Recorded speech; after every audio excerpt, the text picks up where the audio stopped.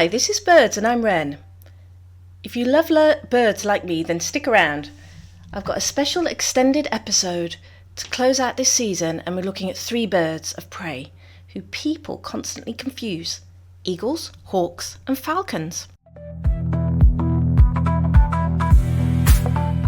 If you've ever seen a large bird in the sky and called it a hawk, or heard someone say they saw an eagle when it probably was something else, then this episode is for you. We're going to break down what actually separates these birds, why they look the way they do, why they behave the way they do, and how to tell them apart when you see them. Let's start with the biggest, most mythologized, and most misunderstood usually, the eagles. When people think of eagles, they think of size, power, dominance. Eagles feature heavily in heraldry. When people think of eagles, they think of size, power and dominance. Eagles feature heavily in heraldry, national symbols and cultural mythology. They're the apex predators, kings of the sky, symbols of strength and freedom. Some of that is justified.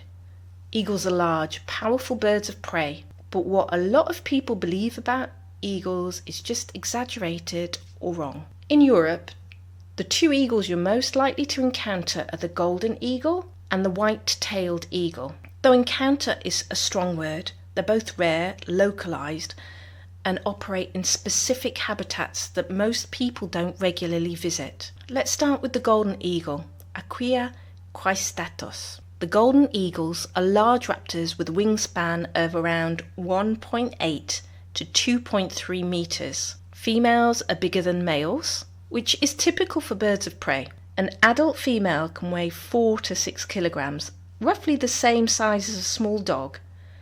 Males are lighter and are usually around 3 to 5 kilograms. Plumage is dark brown overall with gold bronze feathering on the head, the nape, and that's where the name comes from. Juveniles have white patches on the wings and tail which disappear as they mature. This often causes confusion. People see a large dark bird with white markings and they assume it's something other than an eagle. Golden eagles are birds of open upland habitats. In the UK, they're exclusively found in the Scottish Highlands, though there are a few pairs in the southern uplands and occasional sightings in northern England. Across the water in France, they're found in the Alps, Pyrenees and some mountainous regions. Across the rest of Europe, they can be found in Scandinavia, Spain and the Balkans, where they have suitable habitat. The thing a golden eagle needs most is space. Large territories with minimal human disturbance and abundant prey. A single breeding pair can hold a territory of 50 to 100 squared kilometers or more. Within that territory they hunt, nest and exclude all other golden eagles. Golden eagles hunt by soaring. They use thermals, columns of rising warm air, to gain altitude with minimal effort. Then they glide across their territory, scanning the ground below for movement. Their eyesight is extraordinary, far better than human vision, allowing them to detect prey from distances of several kilometers. When they spot something, they close the distance and strike. Prey varies by region and availability, but golden eagles are generalists. They take mountain hares, rabbits, grouse, and other medium-sized mammals and birds. They also take carrion, deer carcasses, sheep carcasses, anything dead and available. In some areas, particularly in winter, carrion makes up a significant part of their diet. The image of eagles as noble hunters taking only live prey is not accurate. Eagles are opportunists. If there's a dead sheep on a hillside, they'll eat it. It's not cowardice, it's efficiency. Why expend energy hunting when food is already available? Golden eagles also occasionally take lambs, which makes them controversial in areas with sheep farming. Lamb predation does happen, but it's less common than people think, and most of the lambs that they take are already dead or very weak. Healthy lambs are difficult targets. They're with their mothers, they're alert, they're fast, and their mothers are ready to defend them. Despite this, golden eagles have been persecuted extensively. poisoning, shooting and nest destruction were widespread across the 19th and early 20th century, and golden eagles were nearly exterminated from much of Europe. Legal protection and changing attitudes have allowed populations to recover partially, but they remain rare and localised. In the UK, there are around 500 breeding pairs, almost all in Scotland. In Europe, the population is estimated to be several thousand pairs, but it's fragmented and vulnerable. Golden eagles are long-lived. They can live 20 to 30 years in the wild, and once established, a pair remains together for life.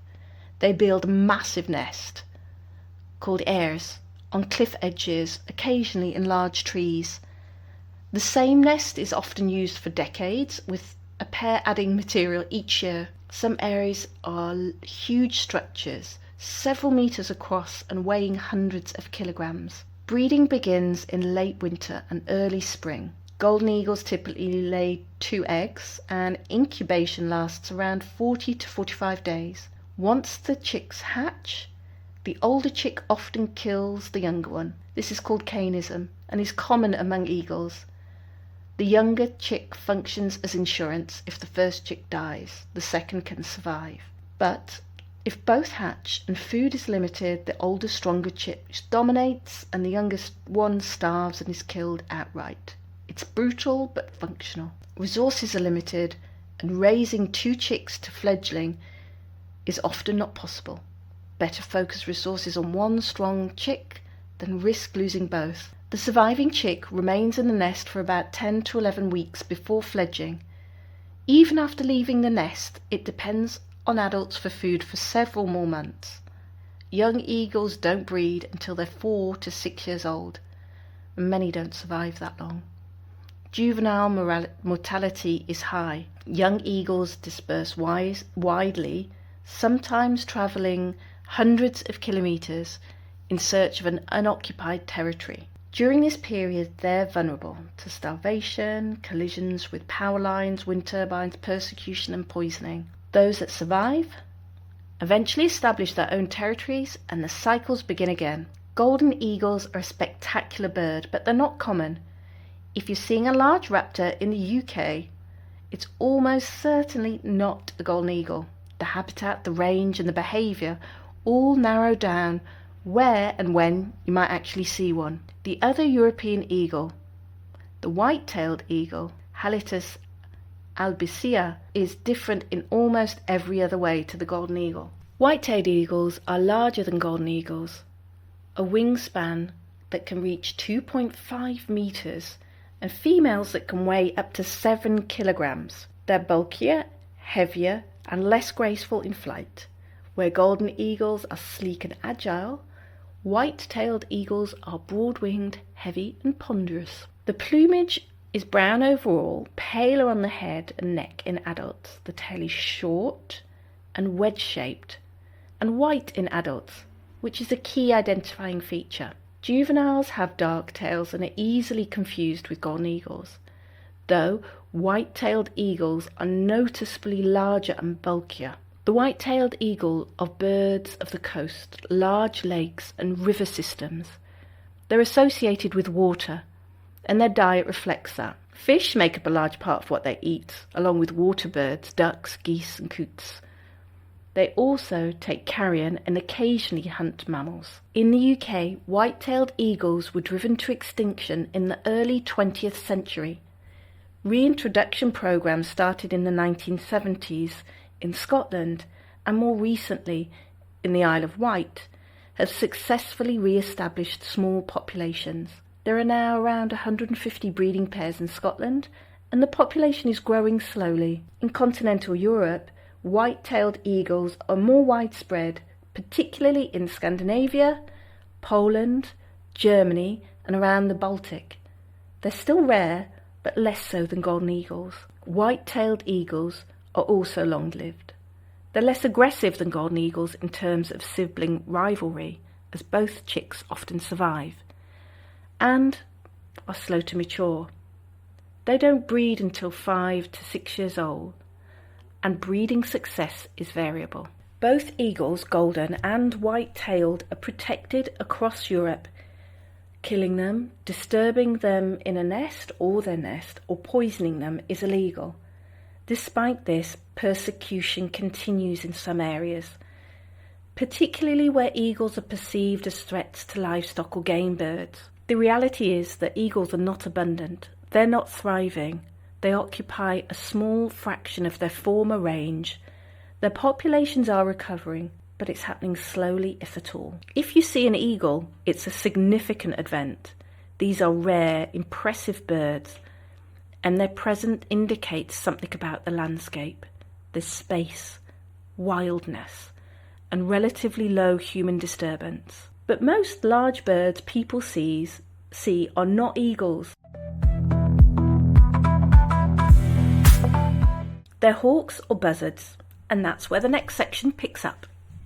The term hawk is confusing because it's used inconsistently. In a strict taxonomic sense, hawk usually refers to members of the genus Accipiter, which includes sparrowhawks and goshawks.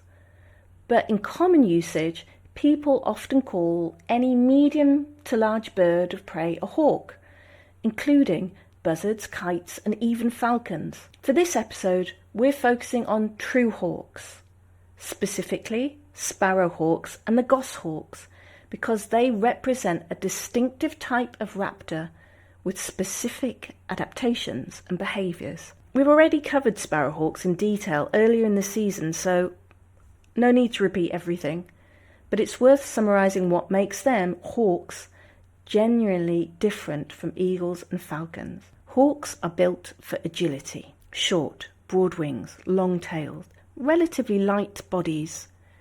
Everything about their shape is optimised for fast, manoeuvrable flight through dense cover. Sparrowhawks and Accipiter are small. Males weigh 110 to 200 grams. Females are larger, 185 to 340 grams. They hunt small birds, tits, finches, sparrows, thrushes, by ambush. They use cover to mask their approach, then accelerate hard over a short distance. The strike is fast, low and precise. Sparrowhawks are woodland birds at their core, but they've adapted extensively to human landscapes. They hunt in gardens, parks, hedgerows, and urban green spaces. They're one of the most commonly seen birds of prey in the UK, though most sightings are brief, just a flash of movement, a pile of feathers or sudden silence as the garden birds scatter. The goshawk and Accipiter gentilis are larger versions of the same basic design. Males weigh up to around 500 to 1.1 grams. Start again. Goshawks and Accipiter gentilis are larger versions with the same basic features. Males weigh 500 to 1,100 grams. Females weigh 800 to 2,000 grams. And that difference means they take larger prey. Goshawks hunt birds up to the size of pheasants, crows, and wood pigeons. They also take mammals, rabbits, squirrels, and hares. Like the sparrowhawk, they hunt by ambush, using woodland cover to get close before launching a fast, direct attack. Goshawks are less common than sparrowhawks. In the UK, there's estimated to be 400 to 600 breeding pairs, mostly in Wales and northern England and Scotland. Goshawks are also more secretive. They nest deep in forests to avoid human disturbance and are rarely seen unless you're specifically looking for them. Even experienced bird watchers can go years without seeing a goshawk. Both sparrowhawks and goshawks share certain traits that define hawks generally. Short wing, long tails for tight manoeuvrability. Ambush hunting rather than soaring or hovering. Woodland or edge of woodland habitat rather than open country. And sexual dimorphism, with females significantly larger than males. Bird and small mammal prey rather than carrion or fish. These traits separate hawks from other raptors. They're specialists. and their success depends on environments with dense cover and abundant prey. Hawks are controversial, particularly sparrowhawks, because they hunt garden birds. People who feed birds and watch them regularly in their gardens sometimes see sparrowhawks as the villain, and this is understandable. Watching a bird kill the bird you've just been feeding is confronting, but it is misplaced. Sparrowhawks are part of the ecosystem. They always hunted small birds. Prey populations have evolved alongside them. The presence of a sparrowhawk in your garden means your garden is supporting enough birds to make it worth a predator's time, which is actually a sign of a very healthy local ecosystem. The real threats to garden birds, such as habitat loss, reduced insect abundance, and pesticides, are far more significant than predation by sparrowhawks. Hawks face their own pressures. Sparrowhawks were nearly exterminated from much of the UK in the 1960s due to pesticide poisoning, and their recovery is one of the major conservation success stories in recent decades. Goshawks were driven to extinction in the UK by persecution and have only recently recolonised, partly through natural spread and partly through direct, deliberate releases by falconers. Both species remain vulnerable and illegal to kill, particularly in areas where game birds are released. Goshawks in particular are still shot and trapped in some regions, despite full legal protection. The term hawk is also used for buzzards in some contexts, which adds to the confusion. In North America, what we call buzzards are called hawks. The red-tailed hawk, for example, is a buzzard by European taxonomy. In Europe, buzzards are their own thing. They're not closely related to true hawks. The common buzzard, Buteo buteo, is a large raptor you've most likely seen in the UK. It's broad-winged, soaring and relatively slow. It doesn't hunt like a hawk. It doesn't look like a hawk in flight, but people call them hawks anyway, because a large bird of prey and hawk is a convenient catch-them-all term. Buzzards are worth mentioning here because they're often misidentified. If you see a large broad-winged bird circling high above in the sky, making a mewing call, that's a buzzard. If you see it perched on a fence post, a tree, or sitting still scanning the ground, that is also a buzzard.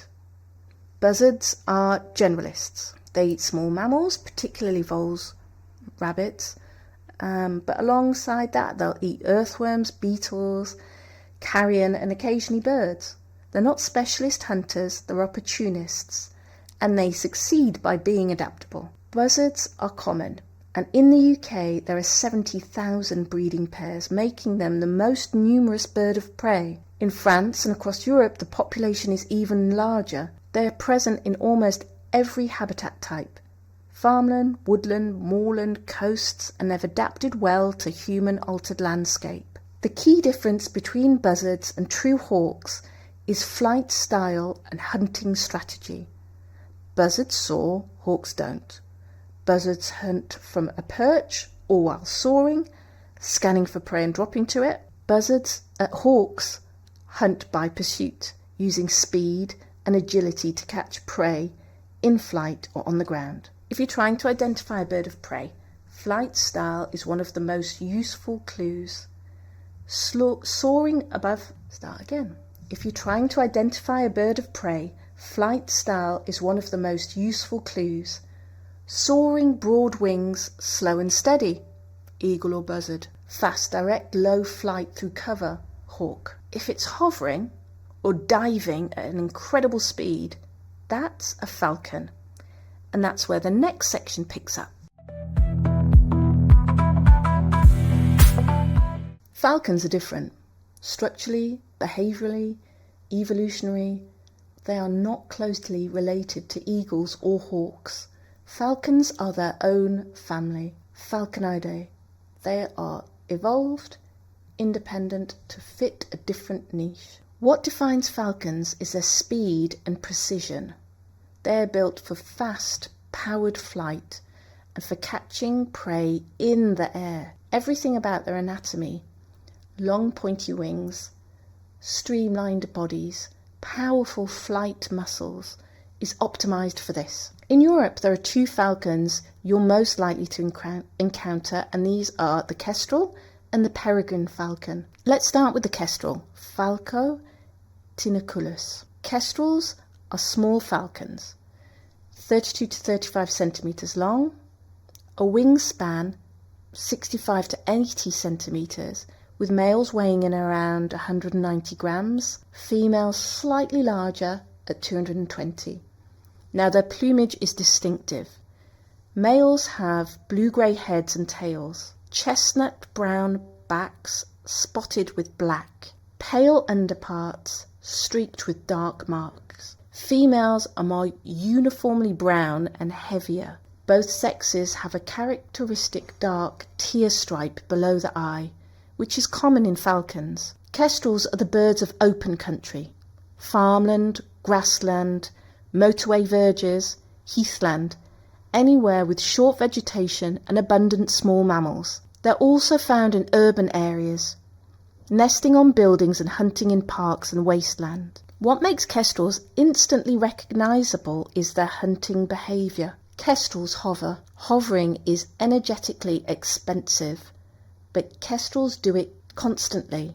They hang in the air, head perfectly still, tail fanned, wings beating rapidly, scanning the ground for movement. When they spot prey, usually a vole, shrew or a large insect, they drop, sometimes hovering again, a little lower in their altitude for a closer look, then diving to make a strike. Hovering behaviour is unique among European birds of prey.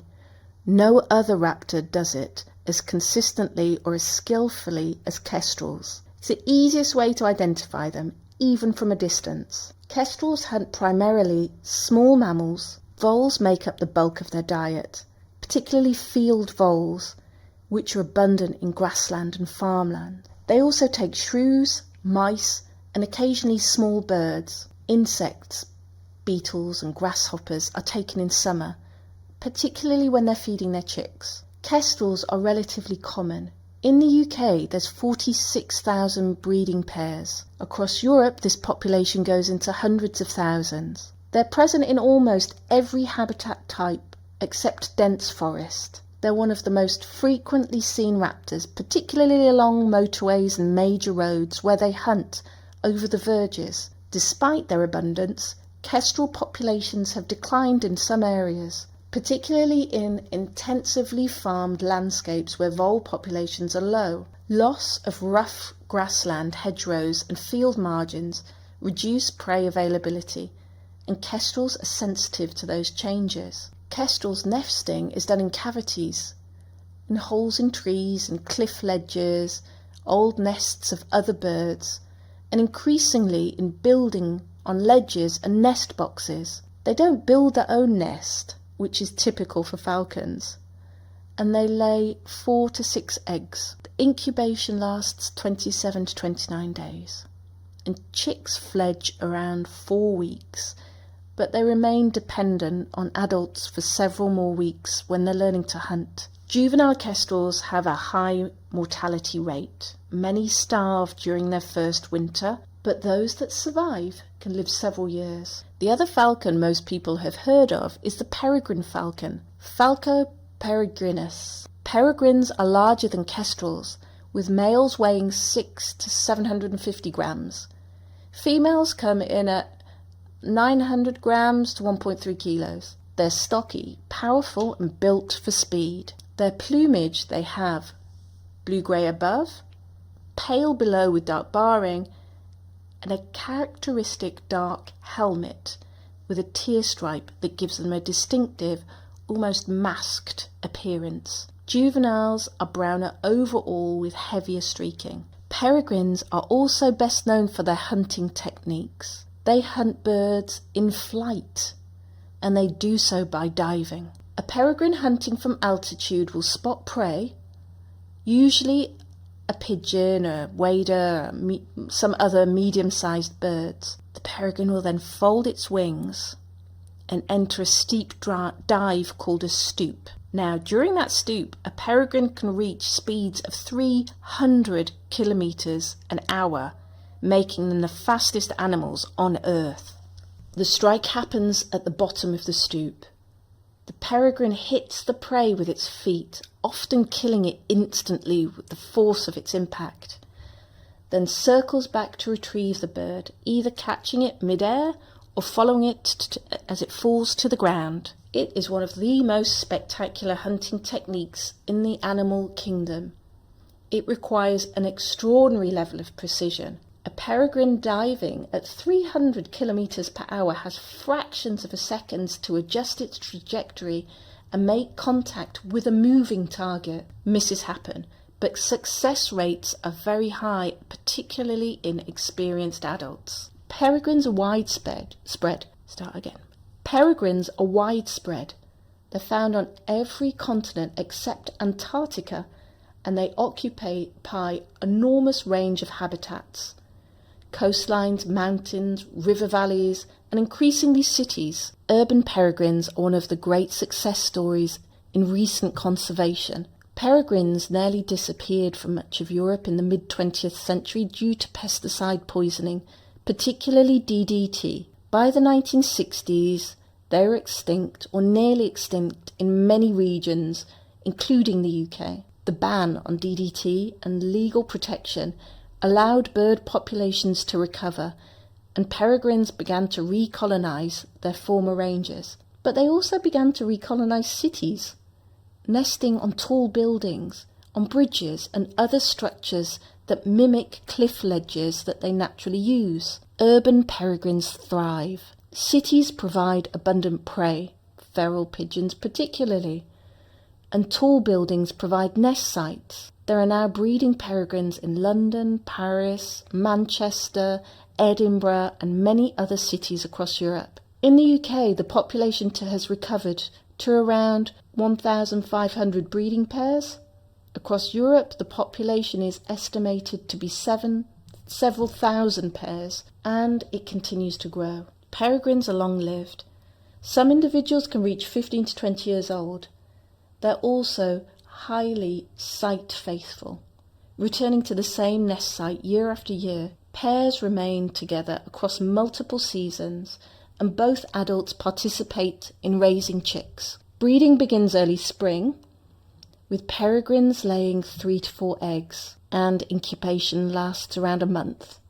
Chicks fledge at 5 to 6 weeks. They remain dependent on adults for several more weeks while they develop their hunting skills. Young peregrines are clumsy hunters at first. Learning to stoop effectively, judge distance, and strike accurately takes time. Many juveniles struggle to catch enough food during their first few months of independence. Falcons, generally, both kestrels and peregrines, differ from eagles and hawks in several key ways. They have long, pointed wings that are built for speed rather than maneuverability, hovering or high-speed diving as hunting techniques, open country or aerial hunting rather than ambush from cover, specialized prey, small mammals for kestrels, and birds in flight for peregrines, and no nest building.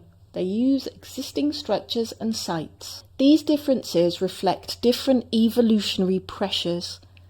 Falcons didn't evolve to chase prey through woodland or overpower large mammals. They evolved to catch fast-moving prey in the open, and their anatomy and behaviour reflects this specialisation. Falcons are also less controversial than hawks or eagles. They don't take lambs. They don't kill garden birds in the same way sparrowhawks do. Peregrine predation on racing pigeons is an exception. Pigeon fanciers sometimes view peregrines as a threat, but overall, falcons are seen more positively than other raptors. Part of that is probably cultural. Falcons have been used in falconry for thousands of years, and they feature very positively in art and literature and symbolism. They're associated with speed and skill and nobility, and that perception persists. But perception aside, falcons function differently. they occupy a different niche, hunt different prey, and succeed in different environments. Understanding those differences is key to understanding how raptors generally fit in the ecosystem. And that's where the next section covers how eagles, hawks and falcons can coexist and what that tells us about the landscape they inhabit. If you're standing in a field in the UK and you see 3 birds of prey in the sky, an eagle, a hawk and a falcon, you're probably incredibly lucky, or you're somewhere very, very specific. The reality is that these birds don't usually occur together because they need different things. Eagles need large, undisturbed territories with abundant prey and minimal human presence. You find them in mountains, remote coastlines, large wilderness areas. You won't find them in suburban gardens or farmlands. Hawks need cover, woodland, hedgerows, dense vegetation. They hunt by ambush, so open landscape won't work for them. You'll find sparrowhawks in gardens, parks and woodland edges. Goshawks go deeper into the forest to keep away from people. Falcons need open space. Kestrels hunt over grassland and farmland, hovering above verges and fields. And peregrines hunt in the air, often over coasts, estuaries and cities where prey is abundant and nest sites are available. These different requirements mean eagles, hawks and falcons rarely compete directly. They occupy different ecological niches, different prey, different hunting mechanisms, different habitats. Where their ranges overlap, they coexist because they're not competing for the same resources. This is the key concept of ecology. Species that are too similar cannot coexist indefinitely in the same space. One will outcompete the other, but species that differ enough in what they need and how they get it can coexist, even if they're broadly similar in other ways. Eagles, hawks and falcons are all diurnal birds of prey. They have sharp talons, hooked beaks and keen eyesight, but their difference in size, hunting strategy and habitat preference allows them to coexist in a landscape. Understanding this helps with identification because context matters. If you see large raptors soaring high above a mountain or remote uplands and it's staying aloft without flapping much using thermals, that's likely to be an eagle or a large buzzard. If it's genuinely huge with a wingspan over 2 meters, broad-fingered wingtips with a powerful steady flight, it's probably a golden eagle. If it's near water and bulkier and the tail is short and wedged, a white-tailed eagle. If you see a medium-sized raptor flying fast and low through woodland or along a hedgerow with quick wing beats, a direct flight, that's likely a hawk. And if it's small and the flight is incredibly fast and agile, heading through gaps, it's a sparrowhawks. If it's larger, more powerful, but still using cover, that could be a goshawk. If you see a small raptor hovering over a grass verge or a field, head stationary, wings beating rapidly, that is a kestrel.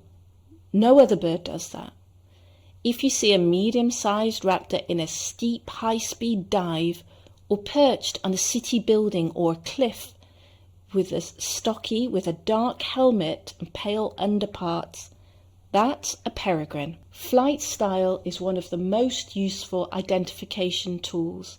It's something you can observe even at distance when plumage details aren't visible. Another clue is behaviour.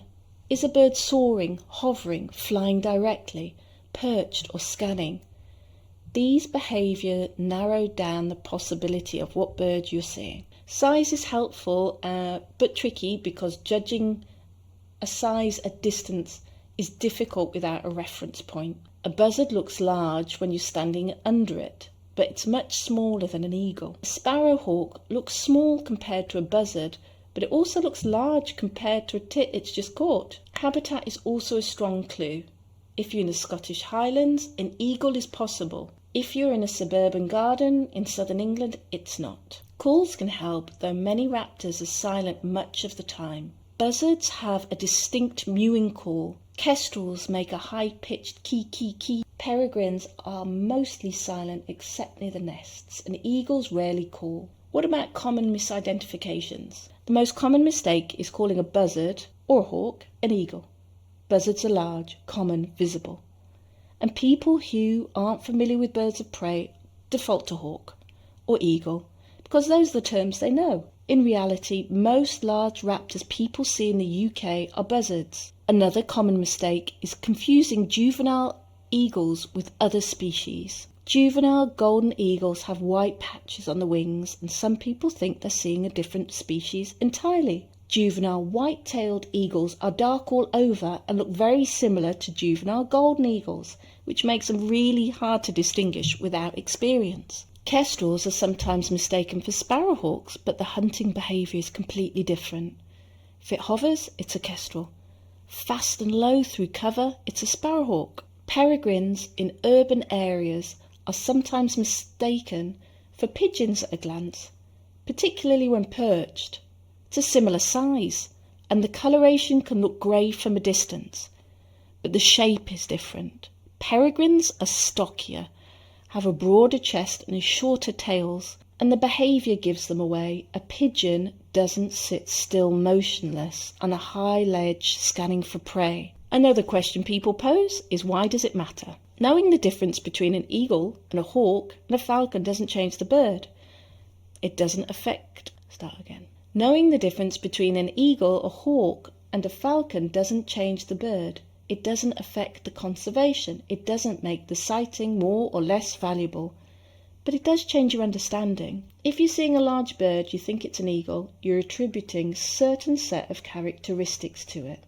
Power, rarity, significance. If it's actually a buzzard, those assumptions don't hold. The bird is still impressive, but the context is different. Accurate identification also helps with conservation. Citizen science projects like the BTO's Bird Track or the RSPB's surveys rely on accurate reporting. If people are reporting eagles when they're seeing buzzards, data becomes unreliable. But also significant is on a personal level. Knowing what you're looking at deepens the experience. You're not just seeing a big bird.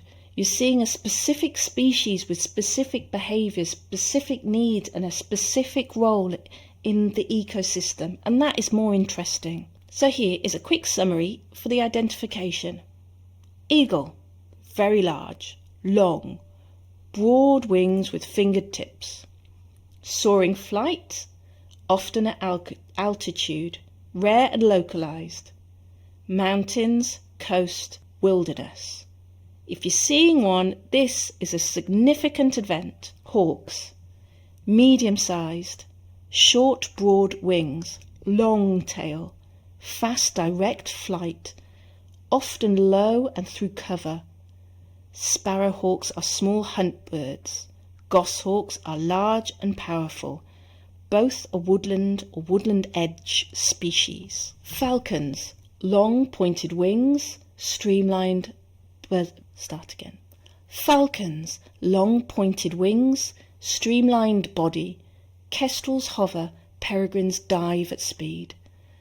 Open country hunters. Kestrels are small and common. Peregrines are larger and less common and increasingly urban. Buzzards, not technically hawks but often called that. Medium to large, broad, rounded wings, soaring height, often circling, common. Farmland, woodland, almost everywhere. If you see a large bird and you're not sure, it's probably a buzzard. These are simplifications. There are other raptors in Europe, kites, harriers, ospreys. That adds a further level of complexity, but birds that we're looking at, the eagles, the hawks, and the falcons cover the most commonly seen groups and the most common sources of confusion. The broader point is that these birds are not interchangeable. They're not just all hawks or birds of prey. They're distinct species with different evolutionary histories, different adaptations, and different roles in the ecosystem they inhabit. Understanding that matters not because it makes you a better birder, but because it gives you a more accurate picture of what is actually out there. Eagles, hawks, falcons. All raptors, but not the same. Eagles are large, powerful, long-lived and rare. They need space and they occupy landscapes most of us don't go into and visit regularly. Seeing one's significant. Hawks, agile, fast, specialised for hunting in cover. They're adaptable and increasingly common in human-altered landscapes, but still often misunderstood. Falcons, built for speed and precision, they hunt in the open and they've adapted successfully to both wild and urban environments. Each of these groups tells you something about the landscapes. Where eagles are present, there's wilderness. Where hawks are present, there's structure, there's cover. Where falcons are present, there's open space and abundant prey. And when all three coexist across a region, it means the landscape is diverse enough to support different niches, different strategies, and different species. That diversity is worth protecting. Now, if you've enjoyed this season of birds, go outside, look up. Pay attention to the shape of the wings, the style of the flight, and the behaviour. Notice what's there and what isn't. And if you see an extremely large bird of prey, don't just call it a hawk, look a little closer. It might be something completely different. Thanks for listening. I'm Wren, and this has been BIRDZ.